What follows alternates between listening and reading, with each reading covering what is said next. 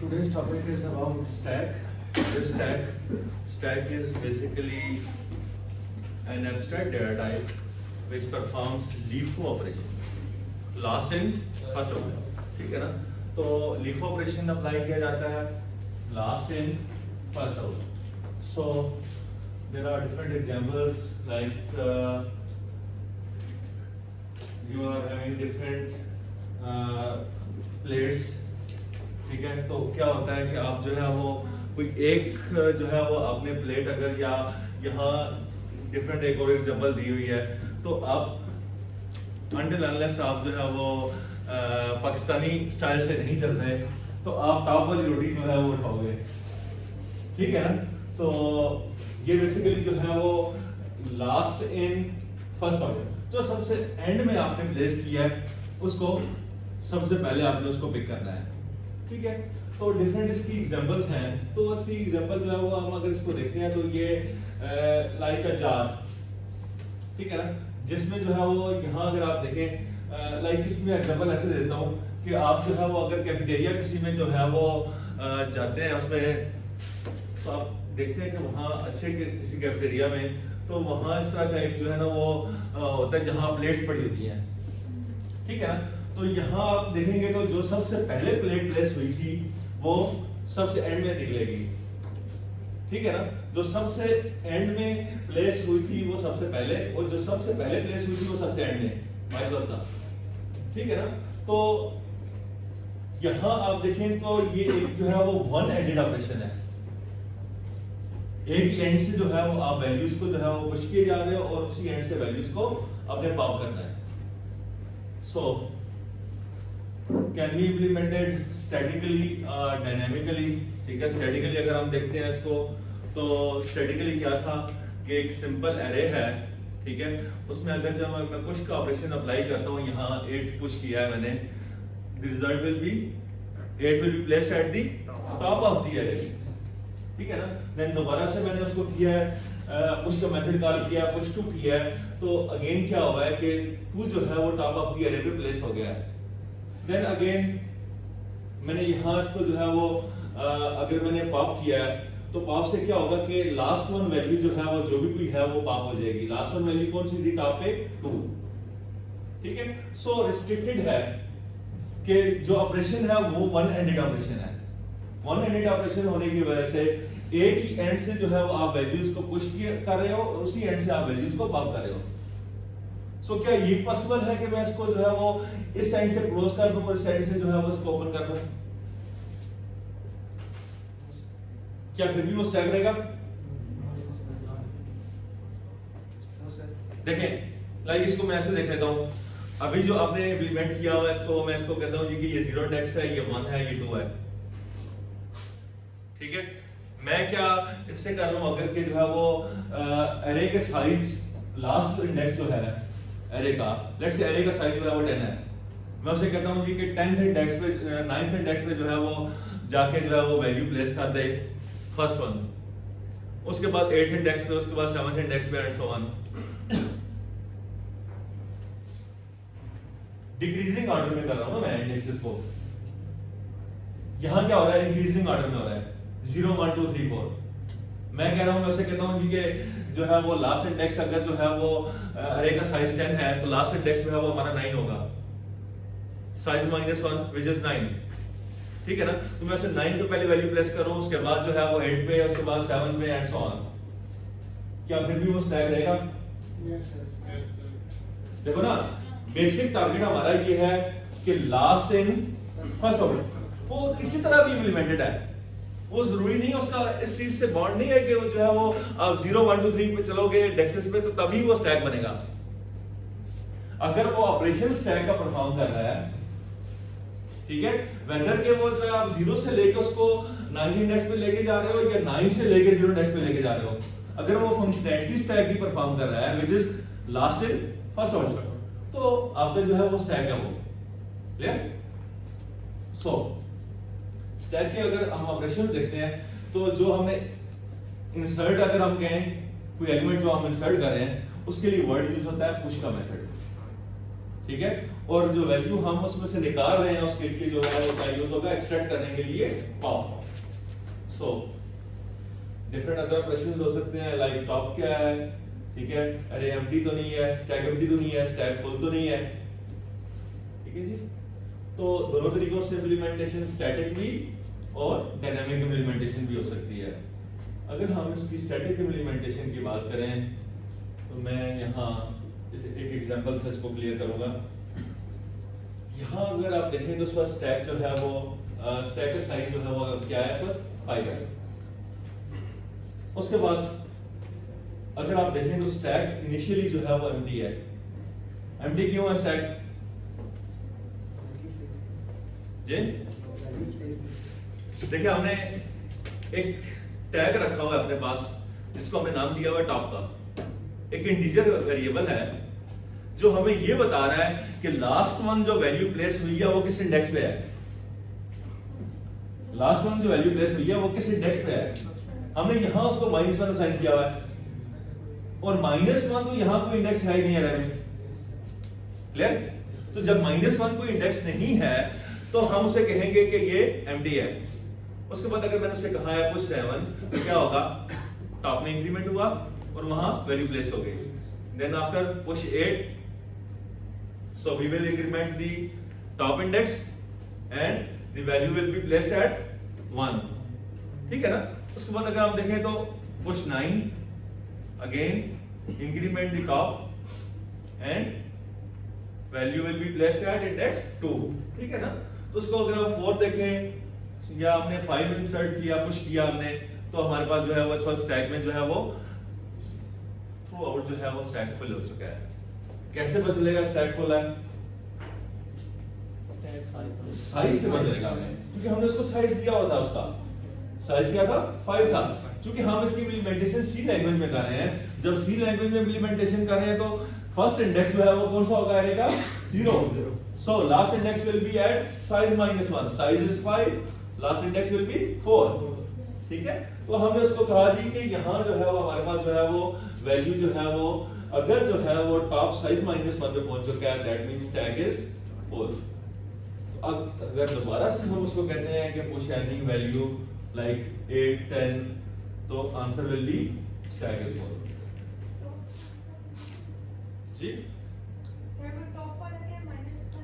Initially -1 था वो, जब आपका प्रोग्राम स्टार्ट हुआ है तो इनिशियली वो -1 था।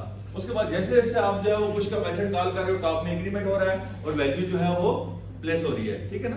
और प्री इंक्रीमेंट है, प्री इंक्रीमेंट क्यों है,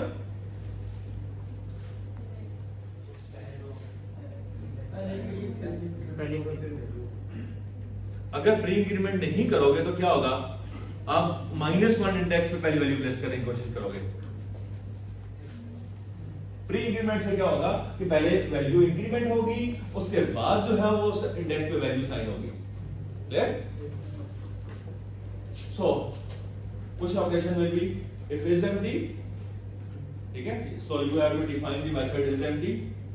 if is empty method returns true, then this tag is full, else this tag is, we will place the value at the top of the stack.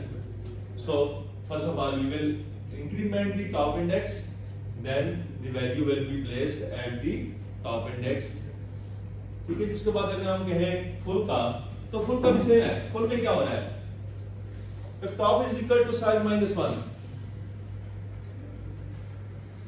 अगर जो है वो टॉप साइज -1 पे है, return true. यहां इस मेथड को अगर आप देखें तो यहां ये बूल मेथड है, रिटर्न टाइप बूल है। बूल जो है वो रिटर्न टाइप का मतलब ये है कि ये ट्रू या फॉल्स रिटर्न कर रहा है, क्लियर।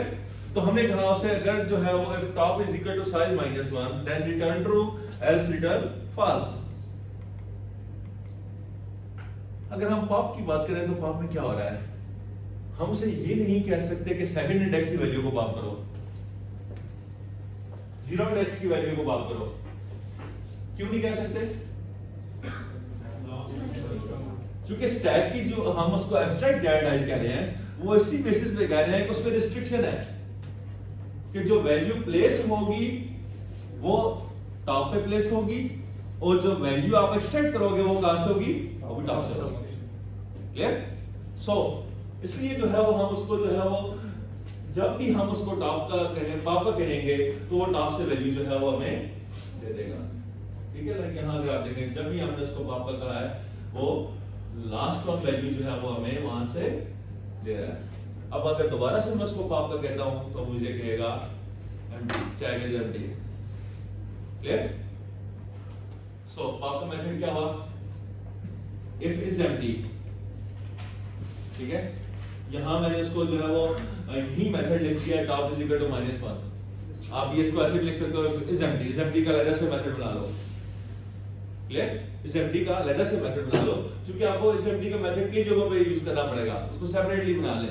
जिस तरह एसक्यूएल का मेथड बनाया था आपने, तो इस एम्प्टी का मेथड आपने बना लिया है टॉप इज इक्वल टू -1। अगर टॉप जो है वो -1 पे है तो स्टैक इज एम्प्टी, एल्स क्या करना है आपने, यहां पोस्ट डिक्रीमेंट हुआ है। कोई बताएगा क्यों पोस्ट डिक्रीमेंट हुआ है? पहले वैल्यू रिटर्न करेगा, उसके बाद जो है वो टॉप में डिक्रीमेंट करना है उसने। क्लियर? ये जो टॉप की हम सर पोस्ट डिक्रीमेंट करते हैं, सर डिक्रीमेंट जब ऐसे करेंगे तो सर से फिर टॉप की वैल्यू चेंज करता है और जो उससे मतलब जो पहले वैल्यू होती है उस पर गार्बेज प्लेस कर देता है, या वहां पे वैल्यू रहती है? नहीं, देखें एरेज के केस में मैंने आपको कहा था कि एरे में जो वैल्यू आपने एक दफा स्टोर की हुई है वो वही एग्जिस्ट करती रहेगी अनटिल अनलेस के जो है वो आप उसको रिप्लेस नहीं करते उस वैल्यू को, वो वैल्यू वही एग्जिस्ट कर रही है। मैंने इसकी एग्जांपल आपको ये दी थी कि आप हार्ड डिस्क से कोई फाइल रिमूव करते हो, डिलीट कर देते हो, कोई मूवी आपके पास थी उसने मूवी को आपने डिलीट कर दिया, तो वो वही एग्जिस्ट करती रहेगी। ठीक है, अनटिल कि आप उसको ओवरराइट नहीं करते। सेम यहां एरेज में भी यही हो रहा है। एरेज में भी आपने जो वैल्यू प्लेस की हुई है वो वहां एग्जिस्ट कर रही है, लेकिन हमारे लिए वो गार्बेज है। ठीक है ना, क्योंकि हमें वो इंडेक्स बता रहा है कि टॉप इंडेक्स बता रहा है कि टॉप इंडेक्स से ऊपर वाले जितनी भी वैल्यूज हैं वो हमारे लिए गार्बेज हैं। क्लियर? जी जी, वैल्यू रिटर्न क्यों करा रहे हैं? वैल्यू रिटर्न इसलिए करा रहे हैं क्योंकि हमें कहीं यूज करनी हो। क्लियर? तो क्या करेगा, टॉप में डिक्रीमेंट करेगा, उसके बाद डिक्रीमेंट करने के बाद जो है वो उसको रिटर्न कर देगा वैल्यू को। सॉरी, पहले जो है उसको वैल्यू अपने पास कहीं स्टोर कर रहा है, ठीक है, देन उसमें डिक्रीमेंट करेगा, देन उस वैल्यू को रिटर्न करेगा। क्लास ऑपरेशन आपका जो है वो होगा। ओके जी, नेक्स्ट वन, टॉप का एलिमेंट कौन सा है? अगर हमने ये चेक करना हो कि स्टैक की टॉप पे कौन सा एलिमेंट पड़ा हुआ है, तो सिंपली हमने क्या किया, if top is equal to -1 stack is empty. मैं इसको रिप्लेस कर देता हूं, if is empty. Is empty का मेथड मुझे रिटर्न ट्रू या फॉल्स करेगा। इफ इज, ठीक है ना, जब ट्रू या फॉल्स रिटर्न करेगा तो उसका मतलब ये हुआ कि मैं उसे इफ के ऑपरेशन में यूज कर सकता हूं, क्योंकि इफ का ऑपरेशन जो वर्क करता है वो बेसिकली ट्रू और फॉल्स पे कर रहा है। तो इफ इज एम्प्टी, अगर जो है वो मुझे इज एम्प्टी वाले मेथड ने ट्रू रिटर्न कर दिया है तो वो सिंपली कह देगा stack is empty, else return stack top. ठीक है, टॉप एलिमेंट जो भी कोई है वो हमें उसको रिटर्न कर देगा। इस एम्प्टी का मेथड जो है वो उसको हम बूल कर देते हैं, रिटर्न टाइप्स की। ठीक है, रिटर्न टाइप्स की बूल हो जाएगी। So if top is equal to -1 return true, else return false. अच्छा जी, क्लासेस के थ्रू अगर हम इसको इंप्लीमेंट करना चाहें तो कैसे होगा? ठीक है, स्ट्रक्चर्स को तो हमने देख लिया है, स्ट्रक्चर्स से कैसे हम जो है वो इसकी इंप्लीमेंटेशन करते हैं। अगर हम किसी भी प्रोग्राम को, वेदर के वो लिंक लिस्ट का प्रोग्राम था या हम इसको फर्स्ट टाइम क्लासेस के थ्रू करें जो कि स्टैक वाला प्रोग्राम है ये वाला, ठीक है, तो कैसे ये इंप्लीमेंट हो सकता है, कैसे पॉसिबल है, थोड़ा सा थॉरोली देख लेंगे तो आपकी जो है वो अंडरस्टैंडिंग बेहतर हो जाएगी। Like class name is stack. यहां हमने इससे पहले वर्ड यूज किया था स्ट्रक्ट। अब हम उसको स्ट्रक्ट नहीं कर रहे, स्ट्रक्चर नहीं बना रहे, हम उसकी जगह यहां क्या यूज कर रहे हैं, class. Clear? Change, first change is कि यहां हम स्ट्रक्ट नहीं लिख रहे, यहां हम जो है वो वर्ड क्लास यूज कर रहे हैं। सो नेक्स्ट, सेकंड चेंज जो है वो अगर आप देखें तो यहां मैंने इसको पब्लिक लिखा है।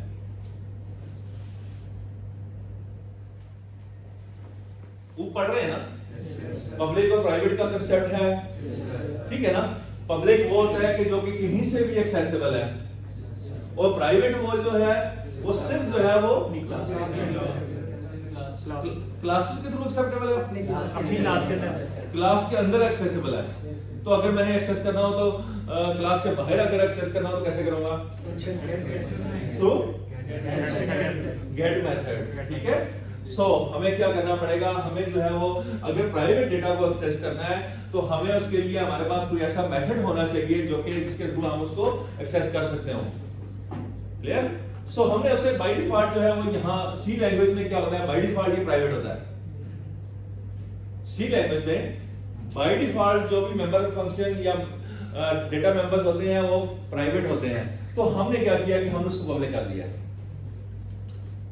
सो दो चीजें आई आपके पास। नंबर वन, यहां स्ट्रक्ट वर्ड था, उसकी जगह हमने क्लास यूज कर लिया। नंबर टू, हमने इसको पब्लिक कर दिया। क्योंकि हमने कहा है कि हमारा डेटा भी जो डेटा मेंबर्स हैं या मेंबर फंक्शन है, हमने उसको पब्लिक करना है, हमें उसको प्राइवेट नहीं करना। बाय डिफॉल्ट प्राइवेट है, ठीक है। सो यहां क्या हुआ, थर्ड वन चेंज अगर आप देखें, ये मैंडेटरी नहीं है third one change. Third one point पे आप यहां एरे भी ले सकते हो,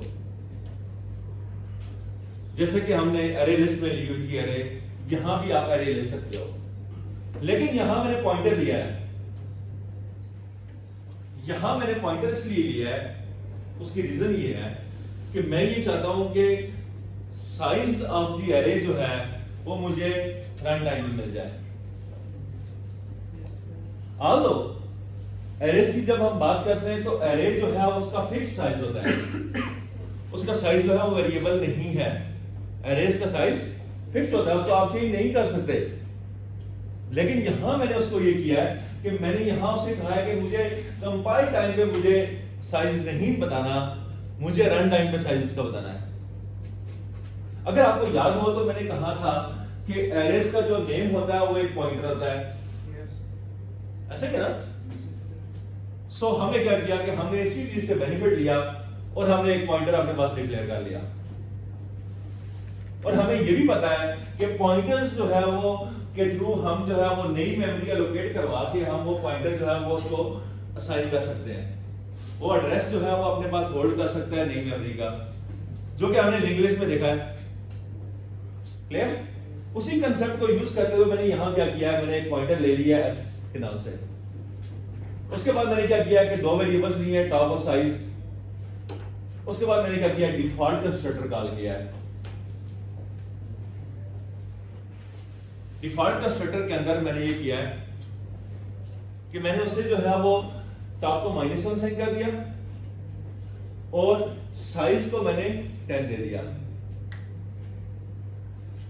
अब यहां अगर आप देखें तो जब भी जो है वो ओवरलोडेड कंस्ट्रक्टर कॉल नहीं होगा, डिफॉल्ट ऑब्जेक्ट आप क्रिएट करोगे तो वहां क्या होगा, वहां जो है उसको जो साइज मिलेगा एरे का वो 10 मिलेगा। उसके बाद हमने क्या किया, s is equal to new int और इंटीजर टाइप की एरे मैंने डिक्लेयर की और उसको बता दिया कि उसका साइज ये होगा, जो कि हमने ऊपर मेंशन किया हुआ है। Similar to creating the new node of a link list, ठीक है ना। लिंक लिस्ट की नया ऑब्जेक्ट जैसे क्रिएट करते हैं वैसे ही जो है वो हमने सेम उसी स्टाइल में किया है। अगर आपको याद हो तो लिंक लिस्ट में हमने क्या किया था, हमने कहा था कि स्टूडेंट टाइप की अगर हमने अब नई नोड क्रिएट करनी थी तो हमने कहा था उसे stu static current is equal to new stu।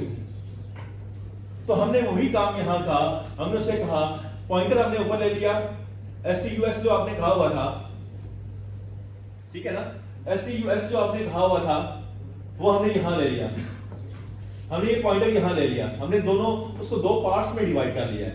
Sir ये वही वाला पॉइंटर है, एग्जैक्टली वही पॉइंटर है, ठीक है ना। ये यहां गलती से जो है वो कैपिटल हुआ है, सेम पॉइंटर है, वो s है, स्मॉल लेटर्स में ही है।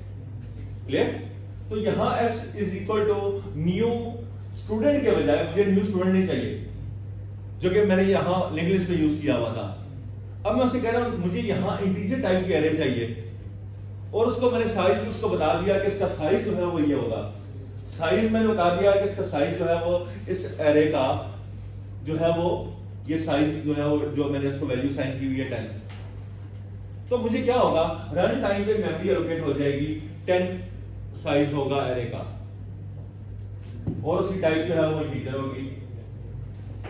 क्योंकि मैंने उसको ये बता दिया है कि ये जो एरे होगी वो इन टाइप की होगी। यहां तक कोई कंफ्यूजन नहीं। पॉइंटर बनाने का मकसद क्या है जी? पॉइंटर बनाने का मकसद पॉइंटर बनाने का मकसद यह है कि हम जब भी इस प्रोग्राम को रन करेंगे, ठीक है, तो ड्यूरिंग एग्जीक्यूशन जो है मैं इसको बता सकता हूं यहां कि इस एरे का साइज कितना होगा। हम यूजर से पूछेंगे कि इस एरे का साइज कितना रखना है। क्लियर? हम उसे खुद असाइन नहीं कर रहे। देखिए डिफॉल्ट कंस्ट्रक्टर में तो हमने उसे खुद असाइन कर दिया है। डिफॉल्ट कंस्ट्रक्टर में हमने उसे खुद वैल्यू असाइन करके डिफॉल्ट में 10 वैल्यू दे दिया है। डिफॉल्ट का मतलब ही यही है, बाय डिफॉल्ट वैल्यूज देनी है हमने उसको। क्लियर? तो हमने उसे ये कहा है कि अगर यूजर नहीं इंटर करता कोई वैल्यू तो डिफॉल्ट में ये वैल्यूज ले लो, उसका एरे का साइज डिफॉल्ट में ये ले लो। लेकिन अगर जो है वो यूजर वैल्यू को इंटर करता है, ओवरलोडेड कंस्ट्रक्टर है कोई, अगर कोई ओवरलोडेड कंस्ट्रक्टर, जैसे कि यहां अगर आप देखिए मेन में मैंने क्या किया कि ये डिफॉल्ट कंस्ट्रक्टर के साथ ये ऑब्जेक्ट कॉल हुआ है और ये ओवरलोडेड कंस्ट्रक्टर के साथ कॉल हुआ है। S1 जो है वो ओवरलोडेड कंस्ट्रक्टर के साथ कॉल हुआ है और उसमें अगर आप देखें तो उसमें साइज क्या है 6। तो यहां बेनिफिट मुझे ये हुआ है कि यहां मैं जो है वो रन टाइम पे उसको जो है वो एरे का साइज बता रहा हूं उसे कि इसका साइज जो है वो 6 होगा। S1 ऑब्जेक्ट है। S1 ऑब्जेक्ट है, किस टाइप का है? SVA टाइप का, जो कि हमने यहां क्लास बनाई हुई है। सर ये S1 का ऑब्जेक्ट बन किस लाइन में रहा है?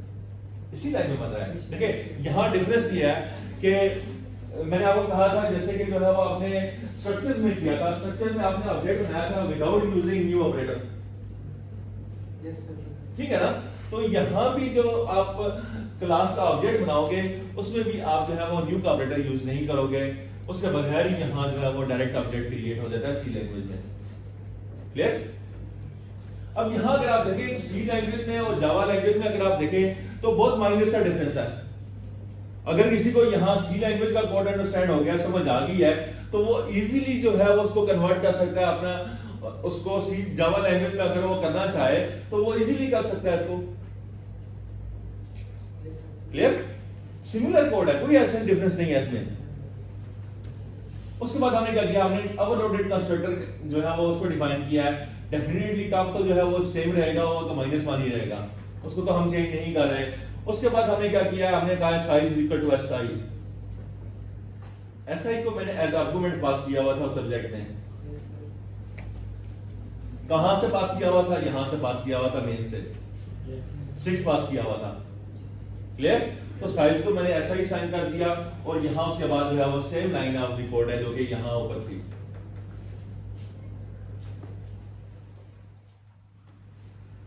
क्लियर? आगे चलते हैं जी। पुश का मेथड है वाइड पुश और उसमें मैं एलिमेंट पास कर रहा हूं, डीजे टाइप का एलिमेंट है।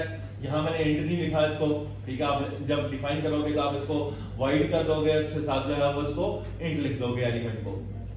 क्लियर? उसके बाद मैंने कहा इफ इज फुल। अगर इज फुल का मेथड मुझे जो है वो ट्रू रिटर्न करता है तो इसका मतलब ये हुआ कि ये इफ की कंडीशन ट्रू हो जाएगी। If is full then stack is full, message मैंने दे दिया। एल्स में क्या करें, प्री इंक्रीमेंट करे टॉप में और उसको वैल्यू साइन कर दे।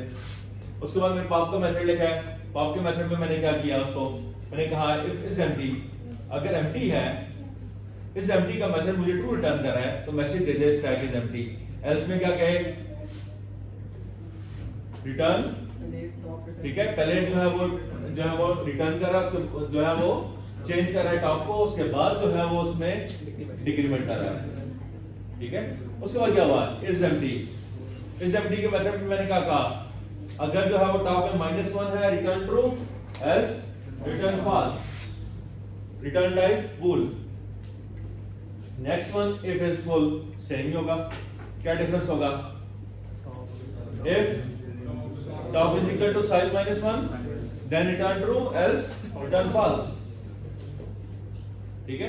टॉप का एलिमेंट मैंने रिटर्न करना है, वो भी यहाँ मेथड लिख सकता हूँ। कोई और मेथड अगर मैंने यहाँ इस क्लास में डिफॉल्ट में रखना है तो मैं उसको भी यहाँ इस क्लास का पार्ट बना सकता हूँ। उसके बाद अगर ये क्लास यहाँ एंड हो चुकी है, क्लास यहाँ एंड हो जाएगी, मेन से ऊपर क्लास एंड हो जाएगी, क्योंकि ये मेन का जो मेथड है वो क्लास का पार्ट नहीं है।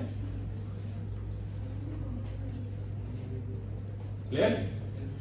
क्लास यहाँ हमने मेन से ऊपर एंड कर दिया है, एक और पैरेंथेसिस लगेगा यहाँ, बल्कि लगा हुआ है ऑलरेडी यहाँ, ठीक है ना, ये क्लास को एंड कर रहा है ये। क्लियर? क्लास एंड होने के बाद मैंने जो है वो उसको मेन का मेथड लिखा, मेन के मेथड में मैंने उसको जो है वो एक डिफॉल्ट कंस्ट्रक्टर से ऑब्जेक्ट क्रिएट किया s और एक ओवर लोडेड कंस्ट्रक्टर से s1। तो मैं s1 डॉट पुश करूं या s1 डॉट पॉप करूं, s2 dot push, s2 dot pop वगैरह वगैरह जो भी मैं ऑपरेशन परफॉर्म करना चाहूं यहां इजीली कर सकता हूं। जो हमने कहा कि क्लास और स्ट्रक्चर में मेथड दिए गए कैलकुलेशन क्लासेस में कर सकते हैं, स्ट्रक्चर में भी मेथड भी लिख सकते हैं, स्ट्रक्चर्स में हम मेथड भी लिख सकते हैं, ठीक है? Okay next one. हाँ जी, स्ट्रक्चर में मेथड के अंदर भी लिख सकते हैं, उसके अंदर मेथड लिख सकते हैं, लेकिन वो बेसिकली जो हमने जो यूज किया था उसमें लिंक में, क्योंकि हमें ये रिक्वायर्ड था कि हम जो है वो क्या करें, सिर्फ जो है वो हमें एक डेटा टाइप बनानी थी अपनी, ठीक है, अपनी रिक्वायरमेंट की डेटा टाइप बनानी थी, इसलिए हमें सिर्फ उसको जो है वो वहां उसको यूजर डिफाइंड डेटा टाइप उसको स्ट्रक्चर को बना लिया था हमने। देखिए मैंने आपको बताया कि मेन जो डिफरेंस है ना, ठीक है, क्लासेस में स्ट्रक्चर्स में आप उसको प्राइवेट वाला आप उसको जो है वो उस हिसाब से आप डेटा को नहीं कर सकते, जिसको जो पार्ट आपका जो है वो एनकैप्सुलेशन का है, ठीक है ना। यहाँ आपके पास जो है वो क्लासेस में आप बात करते हो तो बेसिकली क्लासेस जो है वो इनहेरिट हुई है, उससे सेम कंसेप्ट यूज हुआ है, ठीक है ना। जिस तरह जो है वो आप स्ट्रक्चर्स से ही क्लासेस बनी है, ठीक है, उसकी जो है वो एनहांस्ड फॉर्म है जो आप उसको कह सकते हो। क्लियर?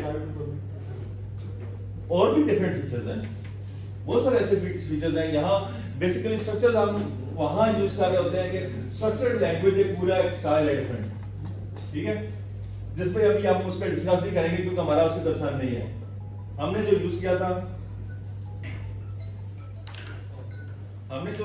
था वो बेसिकली जो है वो हमने उसको किया था उसके लिए डेटा टाइप बनाने के लिए।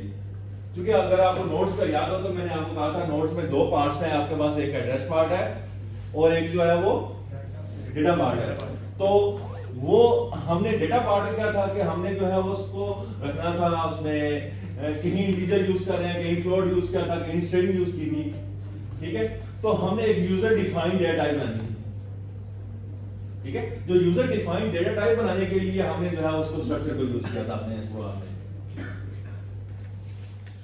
ओके, डिफरेंट एप्लीकेशन है इसकी, वो हम डिस्कस कर लेते हैं। जी बेटा, सर आपने बताया data members by default private होते हैं, क्लास बाय डिफॉल्ट इसमें जो होती है पब्लिक होती है, क्लास को प्राइवेट ही पब्लिक कर सकते हैं सिंगल सब, ठीक है। तो बाय डिफॉल्ट पब्लिक हो। जावा की और उसकी जो आप सी लैंग्वेज की बात करते हैं तो दोनों में जो मेजर डिफरेंस है ना, जावा लैंग्वेज और सी लैंग्वेज में, वो प्योर ऑब्जेक्ट ओरिएंटेड लैंग्वेज है जावा, ठीक है।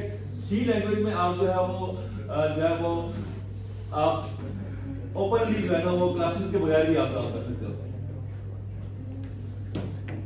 ओके जी, एप्लीकेशंस देख लेते हैं हम लोग स्टैक्स की। तो हमारे पास जो है वो डिफरेंट एग्जांपल्स मैं यहाँ डिस्कस कर लेता हूँ। स्ट्रिंग रिवर्स करने की एक एग्जांपल हो सकती है, उसके अलावा जो है वो बैलेंस पैरेंथेसिस चेक करनी है, अगर पैलेंड्रोम चेक करना है कि आपका जो है वो जो गिवन स्ट्रिंग है वो पैलेंड्रोम है कि नहीं है, मेमोरी मैनेजमेंट है, एक्सप्रेशंस इवैल्यूएशंस है, ये चीजें कुछ हम डिस्कस कर लेते हैं कैसे है जी। नंबर 1, स्ट्रिंग रिवर्स करनी है हमें। स्टैक को यूज करते हुए स्ट्रिंग को कैसे हम रिवर्स कर सकते हैं?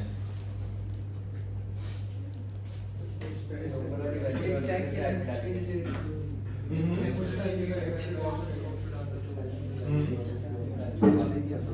जब हम वैल्यूज को, कोई भी वैल्यूज है हमारे पास, हम उनको स्टैक में अगर हम पुश कर रहे हैं, ठीक है, उसके बाद अगर हम उसको वैल्यूज को वही वैल्यूज अगर हम पॉप करेंगे तो वो हमारे पास रिवर्स फॉर्म में आ जाएगी।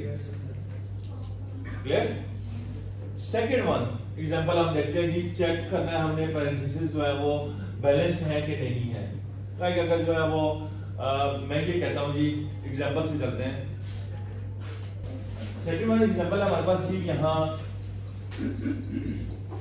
कि हमने अगर जो है वो चेक करना है कि जो गिवन जो एक्सप्रेशन है, मैथमेटिकल एक्सप्रेशन, वो बैलेंस्ड है कि नहीं है। क्लियर? अच्छा, स्टैक का एक यूज जो है वो मैंने आपको पहले डिस्कस किया था कि आपके पास जो है वो रिकरियर में भी स्टैक यूज होता है। Yes sir. कैसे यूज होता है? सर जो फंक्शन कॉल कर रहे होते हैं सर, वो जब रिवर्स पे जाते हैं तब जाके फंक्शन कंप्लीट होता है और फिर उससे पीछे वाले फंक्शन की एग्जीक्यूशन होती है, ऐसा चलता है। सही। रिकर्जन में लीफ रिकरियर में भी आपके लीफो ऑपरेशन अप्लाई हो रहा है, ठीक है ना? जो मेथड सबसे एंड में कॉल होता है उसकी एग्जीक्यूशन सबसे पहले होती है। और मैंने आपको ये बताया था कि कंपाइलर अपने पास एक स्टैक मेंटेन कर रहा होता है जिसको हम एक्टिवेशन रिकॉर्ड कहते हैं। कंपाइलर इटसेल्फ अपने पास जो है वो एक स्टैक मेंटेन किया होता है जिसको हम एक्टिवेशन रिकॉर्ड कहते हैं। क्लियर? तो डिफरेंट एप्लीकेशंस है इसकी, ठीक है, आगे चल के हम वो भी डिस्कस करेंगे। तो यहाँ लेट्स से यहाँ मैंने कहा जी कि मैंने चेक करना है कि मैथमेटिकल एक्सप्रेशन जो है वो वैलिड है कि नहीं है। तो यहाँ अगर आप देखें जी, मैंने एक जो है वो फर्स्ट वन अगर आप देखें पैरेंथेसिस जो है वो मैंने इनपुट किया स्टैक में, पुश किया, उसके बाद ए रीड किया, ए को मैंने इग्नोर कर दिया। क्योंकि मैं यहाँ सिर्फ पैरेंथेसिस चेक कर रहा हूँ, ए जो था नंबर मैंने उसको इग्नोर कर दिया। उसके बाद दोबारा ओपनिंग पैरेंथेसिस मैंने रीड किया है, ओपनिंग पैरेंथेसिस मैंने स्टैक में पुश कर दी। तो इस वक्त स्टैक जो है वो मेरे पास जो है वो सेकंड है में अगर आप देखें तो स्टैक जो है उसमें दूसरी पैरेंथेसिस भी जो है वो पुश हो चुकी है। उसके बाद मैंने बी रीड किया, उसको इग्नोर किया, क्लोजिंग पैरेंथेसिस रीड किया। मैंने कहा ओपनिंग पैरेंथेसिस हम रीड करेंगे तो स्टैक में पुश कर देंगे, क्लोजिंग पैरेंथेसिस जब भी हम रीड करेंगे तो हम चेक करेंगे कि स्टैक की टॉप पे क्या उसकी ओपनिंग पड़ी हुई है। अगर स्टैक की टॉप पे उसकी ओपनिंग पड़ी हुई है तो हम उसे पॉप कर लेंगे। लाइक यहाँ अगर आप देखें तो हमने ये वाली पैरेंथेसिस रीड किया, क्लोजिंग वाली, तो उसके बाद क्या हुआ, स्टैक में से जो है वो एक टॉप वाला जो एलिमेंट था वो पॉप हो गया और यहाँ स्टैक हमारे पास जो है उसमें सिर्फ एक एलिमेंट रह गया। ओपनिंग पैरेंथेसिस जस्ट हमारे पास एक रह गई है। उसके बाद हमने सी रीड किया, सी इग्नोर कर दिया। उसके बाद क्लोजिंग पैरेंथेसिस है हमारे पास ये वाली। क्लोजिंग पैरेंथेसिस रीड करने के बाद जब हमने क्लोजिंग पैरेंथेसिस रीड किया है तो उसके अगेंस्ट हमने ओपनिंग चेक किया स्टैक के टॉप पे जो कि एग्जिस्ट कर रही थी, हमने उसको पॉप किया, स्टैक एम्प्टी हो गया और इनपुट भी एंड हो चुकी है। स्टैक भी एम्प्टी हो चुका है और इनपुट भी एंड हो चुकी है। तो इस केस में जो है वो हमारे पास जो है वो बैलेंस्ड है। क्लियर? उसके बाद हम आगे चलते हैं जी। नेक्स्ट वन है हमारे पास एग्जांपल कि हमारे पास ओपनिंग पैरेंथेसिस थी, हमने स्टैक में पुश कर दी, ए रीड किया, इग्नोर किया, दोबारा से ओपनिंग पैरेंथेसिस है स्टैक में पुश कर दी, बी रीड किया, इग्नोर किया, सी रीड किया, इग्नोर किया, क्लोजिंग पैरेंथेसिस थी। स्टैक की टॉप से जो है वो एलिमेंट पॉप हो गया। अब हमारे पास स्टैक में एक एलिमेंट रह गया लेकिन इनपुट एंड हो चुकी है। इनपुट एंड हो चुकी है तो ऐसे केस में क्या है, इनवैलिड एक्सप्रेशन है। मैथमेटिकली ये एक्सप्रेशन जो है वो इनवैलिड है। थर्ड वन केस देख लेते हैं। ओपनिंग पैरेंथेसिस स्टैक में पुश होगी, ए रीड किया, इग्नोर, बी रीड किया, इग्नोर, क्लोजिंग पैरेंथेसिस जब हमने रीड की स्टैक पॉप हो गया, एम्प्टी हो गया स्टैक। उसके बाद सी रीड किया, इग्नोर हुआ, क्लोजिंग पैरेंथेसिस। स्टैक की टॉप पे ओपनिंग नहीं पड़ी हुई, सो अगेन इनवैलिड एक्सप्रेशन। ठीक है, सो लेट्स से यहां हमने क्या किया कि आपने जस्ट एक तरह की जो है वो पैरेंथेसिस यूज की है। अब हम आगे चलते हैं, इसको मल्टीपल पैरेंथेसिस पे लेके जाते हैं। इसको इंप्लीमेंट कैसे कर सकते हैं?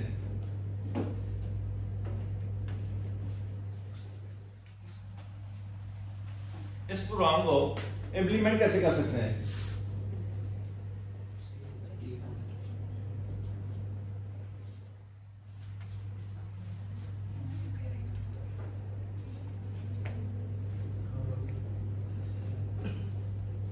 बहुत सिंपल सी बात है। स्टैक तो मैं एलिट से बनाऊंगा, स्टैक मेरे पास बना हुआ है। अब मुझे जो भी प्रोग्राम करना होगा स्टैक में दोबारा से नहीं बनाऊंगा।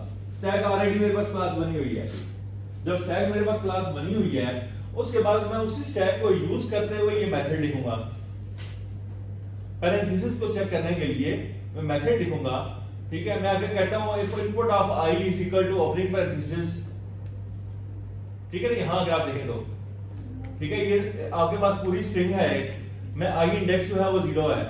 If input of i is equal to opening parenthesis then simply push in this tag. If other than that there is closing parenthesis then we have to pump, ठीक है। तो यहां हमने a रीड किया, हमने कहा कुछ भी है उसको इग्नोर कर दो, हमने कोई उस पे एक्शन नहीं परफॉर्म किया। दोबारा से ओपनिंग रीड की, स्टैक में पुश कर दिया, पुश का मेथड कॉल कर लिया, b रीड किया, इग्नोर किया, दोबारा से क्लोजिंग रीड की। तो मैं चेक करूंगा स्टैक का ऑब्जेक्ट मैंने क्रिएट किया हुआ था s, if s dot top is equal to opening parenthesis, ठीक है ना। अगर उसकी ओपनिंग पैरेंथेसिस है स्टैक की टॉप पे, s की टॉप पे जो है वो स्टैक जो आपने क्रिएट किया वो s है। if s dot top is equal to opening parenthesis then and input of I is equal to closing parenthesis then pop the element, clear। तो एट द एंड अगर मैं उससे कहता हूं जी कि if there is an element in this stack, if stack is not empty and input of I is equal to size minus 1, आपने पूरा जो है वो इनपुट जो है वो रीड कर चुके हैं आप, और जो है वो स्टैक एम्प्टी नहीं हुआ अभी तक, तो इनवैलिड एक्सप्रेशन है। सिर्फ वैलिड किस केस में होगी, जब आपकी ये लूप टर्मिनेट होगी। तो लूप टर्मिनेट होने के बाद आपके पास जो है वो इनपुट भी एंड हो जानी चाहिए, आई आपका साइज माइनस 1 पे पहुंच जाना चाहिए, और स्टैक भी आपके पास एम्प्टी होना चाहिए। सिर्फ ये दो केसेस हैं जिनमें जो है वो आपकी जो है वो ये केस दोनों कंप्लीट होंगे, ये ऑप्शन दोनों होंगी। उसके बाद जो है वो आपके पास जो है वो क्या है, वैलिड एक्सप्रेशन है। उसके अलावा अगर लूप कहीं भी टर्मिनेट हो जाती है, लूप दो केसेस में टर्मिनेट होगी। कौन कौन से दो केसेस हैं? इनपुट खत्म, इनपुट एंड हो चुकी है और स्टैक एम्प्टी नहीं हुआ, क्लियर। कौन सा केस बनता है, ये वाला second, third one case, third one stack यहां एम्प्टी नहीं हुआ था, सेकंड सेकंड वन केस, ठीक है। थर्ड वन केस में अगर आप चलें, इनपुट अभी भी है लेकिन स्टैक में आपको उसके अगेंस्ट ओपनिंग पैरेंथेसिस नहीं मिली, क्लियर। तो क्या आप इसको इजीली इंप्लीमेंटेबल है कि नहीं है?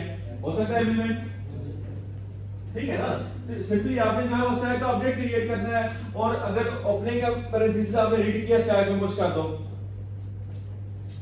क्लोजिंग रीड किया तो अगेन उसके अगेंस्ट चेक है कि क्या उसके अगेंस्ट ओपनिंग पड़ी हुई है कि नहीं पड़ी हुई स्टैक में, क्लियर। तो इसी प्रोग्राम को थोड़ा सा आपसे मॉडिफाई करेंगे। कैसे करना है? अब आपके पास जो है वो 3 डिफरेंट तरह की पैरेंथेसिस है और हर किसी की अपनी प्रायोरिटी है। यहां अगर आप देखें सबसे हाई प्रायोरिटी किसकी है? स्क्वायर ब्रैकेट्स की। उसके बाद आपके पास कर्ली ब्रैकेट्स हैं और उसके बाद जो है वो दूसरी ब्रैकेट्स हैं।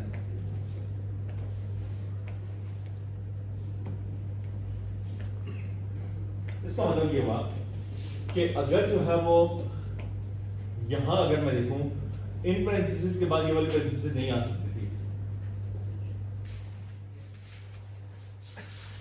क्लियर। इसलिए ये इनवैलिड एक्सप्रेशन है। अब आपका एक चेक एडिशनल हो गया। क्या चेक एडिशनल होगा? कौन सा होगा? Type of the parenthesis. अब आपने टाइप ऑफ द पैरेंथेसिस भी साथ देखनी है। कहीं भी पैरेंथेसिस की टाइप में मैच हो रही है तो आपने वही आपकी लूप जो है वो टर्मिनेट हो जाएगी, ठीक है, और उसको जो है वो आप इनवैलिड रिटर्न कर दोगे। मैं इनिशियली क्या कर सकता हूं, मैं लेट्स से जो है वो एक वेरिएबल लेता हूं बूल टाइप का आई, ठीक है, i is equal to true कर देता हूं मैं, i is equal to default में ट्रू कर देता हूं उसको मैं, और उसके बाद मैं लूप चलाता हूं while i, जब तक ट्रू है यानी कि, ठीक है। और सेकंड कंडीशन क्या आ सकती है, और कहां तक चलेगी ये लूप, इनपुट कितनी है, आई फॉल्स नहीं बदलता। ठीक है, जब तक इनपुट कितनी है, इनपुट जो है वो आपको बता रही है कि लेट्स से साइज -1 है, या आपके पास इनपुट जो है वो x है, आपने स्ट्रिंग टाइप की ली हुई है, तो आप यूज कर सकते हैं x is equal to get s, get size, ठीक है ना। साइज आपको मिल गया, साइज आपको जो मिल गया, अब लूप जो है वो कहां तक चलाओगे, x तक, क्लियर। सो दो केसेस हो गए इसमें लूप में। नंबर 1 केस ये हुआ कि i जो है वो क्या होगा, जब तक ट्रू होगा। मैं अगर लिखता हूं while i, इसका मतलब क्या है, आई ट्रू जब तक i में ट्रू है।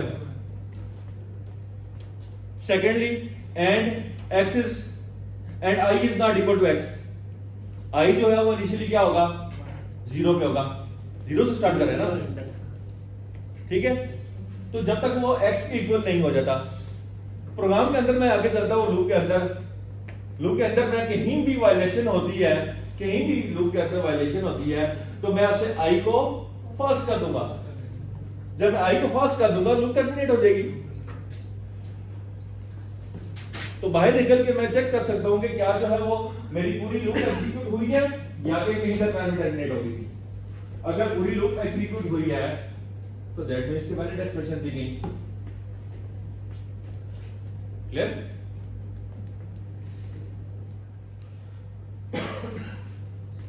ठीक है, ये कुछ एग्जांपल्स है इनवैलिड एक्सप्रेशंस की।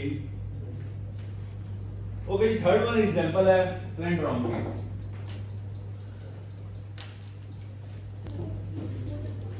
कि गिवन जो स्ट्रिंग है वो पैलिंड्रोम है कि नहीं है। पैलिंड्रोम कौन सा होता है, जिसको आप 0 इंडेक्स से लेके लास्ट इंडेक्स तक या लास्ट इंडेक्स से लेके 0 इंडेक्स तक पढ़े, दोनों सेम वर्ड बन रहे हैं, क्लियर। लाइक मैडम वर्ड है, ठीक है। तो कैसे हो सकता है मैडम वर्ड जो है वो कैसे हो सकता है, इजीली हो सकता है कि आप दो स्टैक भी बना सकते हो, S1 और S2। स्टैक 1 में आप इनपुट करो 0 से लेके लास्ट तक, और स्टैक 2 में आप जो इनपुट करो वो लास्ट से लेके 0 तक कर लो। दोनों को पॉप करो और देखो क्या सेम वर्ड्स हैं, सेम कैरेक्टर्स हैं। अगर वो सेम कैरेक्टर्स हैं टिल देन एंड, ठीक है, जब तक स्टैक दोनों एम्प्टी नहीं हो जाते तब तक अगर सेम कैरेक्टर्स हैं तो दैट मींस कि ये पैलिंड्रोम है। क्या हो सकता है, एक से हो सकता है, डेफिनेटली एक से हो सकता है, ठीक है। ओके जी, एक और एग्जांपल है टावर ऑफ नाइट।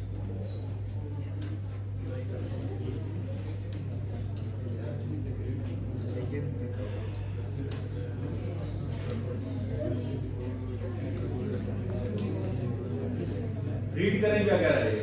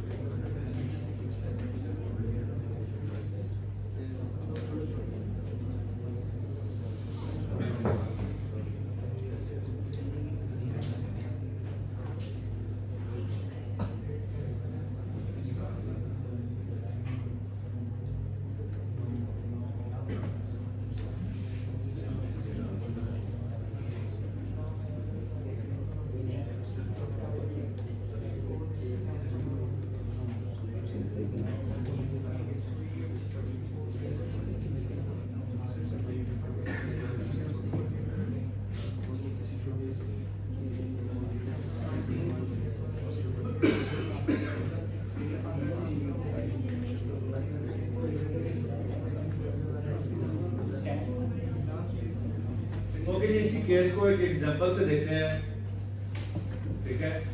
आगे चलते हैं, तो उसको अभी कहते हैं जी गिवन सी पोल्स हैं, ठीक है, और डिफरेंट जो है वो डिस्क प्लेस हुई हुई है उसमें, ठीक है। Smallest at the top of the, ठीक है, यहाँ जो है वो, उसके बाद गोल क्या आपका, आपने ये डिस्क जो है वो आपने दूसरे पोल पे शिफ्ट करनी है, लेकिन इसी ऑर्डर में। इसी ऑर्डर में होने का मतलब ये है कि लार्जर के ऊपर स्मॉलर तो आ सकती है, लेकिन स्मॉलर के ऊपर लार्जर नहीं आ सकती। क्लियर? चलिए जी, इसको एक एग्जांपल से देखते हैं इसको।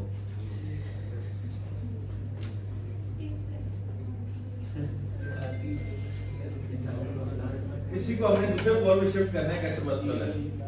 राती को बोले कि इस्लाम में, राती को बोले कि इस्लाम में।